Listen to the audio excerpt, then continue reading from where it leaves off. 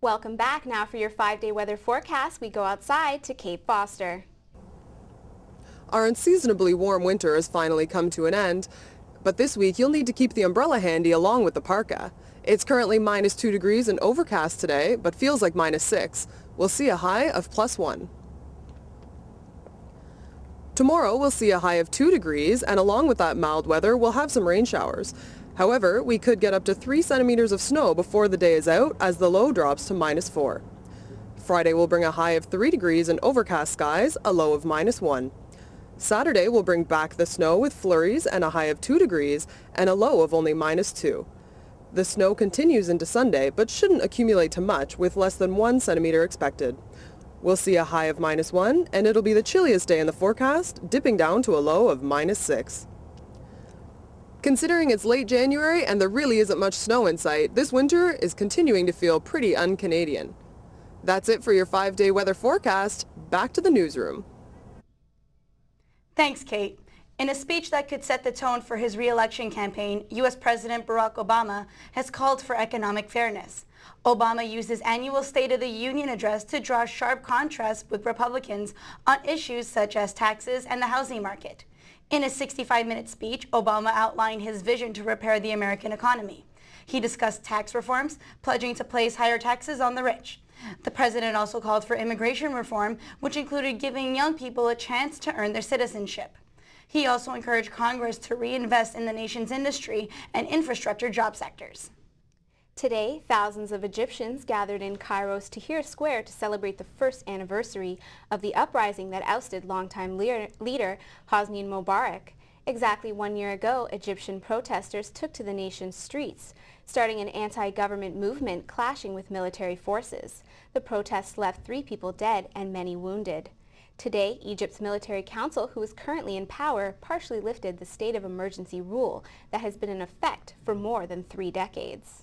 A hijacked bus has brought death and chaos to the streets of Pune, India.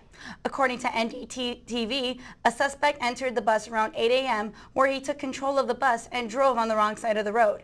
He hit 40 vehicles and several pedestrians along the way.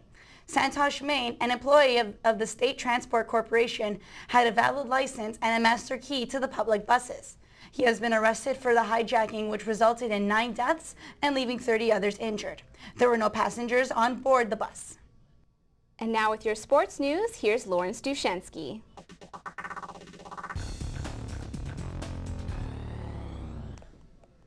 The Toronto Maple Leafs head into the All-Star break on a high note after an exciting overtime victory over the New York Islanders.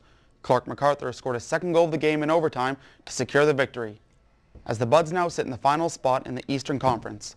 They are tied with both the Florida Panthers and the New Jersey Devils with 55 points. The Leafs now have a 5-day break, but Phil Kessel, Joffrey Lupul, and Dion Phaneuf will be heading to Ottawa to take part in the All-Star festivities. The Toronto Raptors held on to beat the Phoenix Suns 99-96 to break an 8-game losing streak last night. Andrea Bargnani returned from a calf injury to score 36 points in the win as the Raps beat Steve Nash and the Suns for the first time since 2004. They traveled to Utah tonight to face the Jazz as they try to improve upon their 5-13 record. Bargnani is leading the team with more than 23 points per game. He has been one of the lone bright spots on the team as they struggle early in the season under new head coach Dwayne Casey. In baseball news, the biggest free agent left on the market is heading to Motown. Prince Fielder signed a 9-year deal that will pay him $214 million. The Toronto Blue Jays continue to add to their bullpen as they signed another veteran pitcher. Francisco Cordero inked a 1-year deal with $4.5 million. He will serve as the setup man to newly acquired closer Sergio Santos. And on the West Coast, the San Francisco Giants locked up 2-time Cy Young Award winner Tim Lincecum to a 2-year contract. The 27-year-old hurler will be making more than $40 million over the course of the next 2 years. Joe Paterno will be laid to rest today at a private service. The former Penn State football coach died at the age of 85 on Sunday after a brief illness. His legacy was tarnished after allegations were recently released that he did little to prevent the rape of several children by one of his former assistants. Back at Humber, the Hawks basketball team is heading down the QEW for a pivotal matchup with the Niagara College Knights. The 2 teams are fighting for the top spot in the OCAA West as they are tied with 16 points apiece. Humber will be led by forward Akeem Sween, who is averaging more than 15 points per game. The nice counter with the backcourt duo of Alex Campbell and Jimmy Belenga, both of whom are going for more than 15 points a game as well.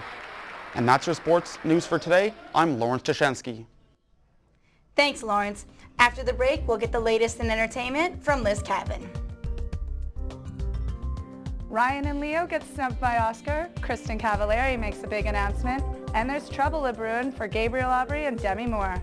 Entertainment news is after the break.